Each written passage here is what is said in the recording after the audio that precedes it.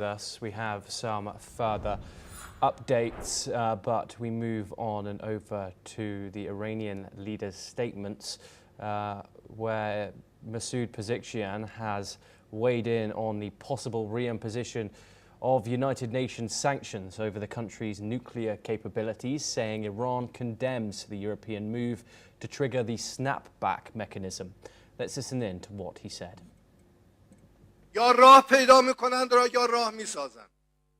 این چیزی است که باید باور کرد. اینا نمیتونن جلو ما رو بگیرن. نه طنز ما رو میتونن بزنن. فردوی ما رو میتونن بزنن. غافل از این که این آدما هستن که نه طنز رو و مهمتر از نه طنز رو میسازند و خواهند ساخت.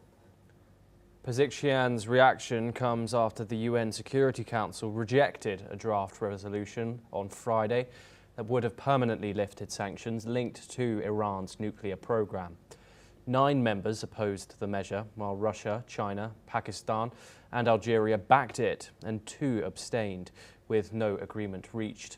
The UN sanctions are now to be reimposed by September of the 28th. Additionally, the Iranian Foreign Ministry has put out a statement stating that the European action undermines diplomatic processes and comes at a time when Iran's safeguarded nuclear facilities were damaged by attacks it blames on Israel and the United States. The ministry has warned that these actions violate the UN Charter, endanger global security and undermine the non-proliferation regime. It also added that Britain, France and Germany not only failed to condemn such attacks, but also abused the JCPOA dispute resolution mechanism, placing full responsibility for the consequences on the United States and the E3 countries.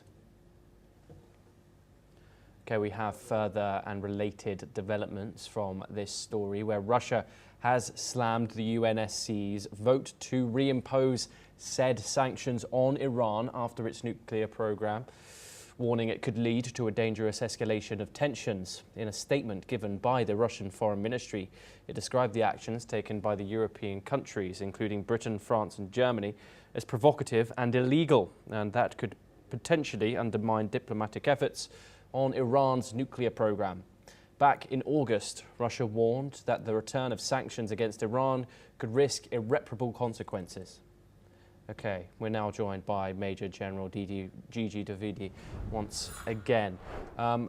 Major General, of course, Iran's nuclear program has been the subject of not only a 12-day war, but of course sanctions now since 2015.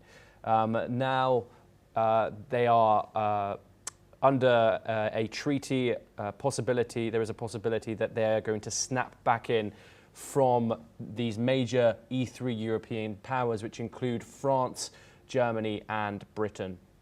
Do you think that the push to have these sanctions snap back in is worth the risk of a nuclear Iran? Well, Thomas, we need to understand a little bit of background. You rightly mentioned about the JCPOA, that is the Joint Comprehensive Plan of Action, an agreement which was signed in 2015 between the P5+1, European Union and Iran, basically to ensure that Iran's nuclear program remains peaceful. But America under Trump in 2019 pulled out of the treaty, but the agreement still stands. Now, there are 2-3 issues on this agreement. First and foremost, why E3 and the European Union are keen to impose sanctions on Iran, because they feel that Iran is not complying with the stipulations laid down in the treaty. And in the case of violation, they have proposed to put the sanction back again. And this process started sometime in August by the E3, as you rightly mentioned, Britain, France and Germany, and they have still given a leeway that in case Iran does allow inspections and does comply with the stipulations, they may then postpone the sanctions for 6 months' time. But the point is that after the strike on the Iranian nuclear installation in June by America, the Iranians had stopped the inspection of the nuclear installations, and that's why this state of impasse. In the UN Security Council, of course, the vote didn't get through because it was opposed by America and other two E3 members. Now the point at issue is Russia is supporting Iran because today in the new alliance which has emerged, headed by China, Russia, Iran, North Korea, now they are actually offering an alternate axis, alternate alliance, and it's natural for Russia to back up Iran on this issue. But the point at issue is it's a sticking point in case the European Union or E3 members feel that Iran is not complying with the stipulation or the terms, then it is inevitable that sanction will be imposed willy-nilly. Thomas. Yes, Major General Gigi Davidi, thank you very much for joining us here on the programme. It is a pleasure to have you as always.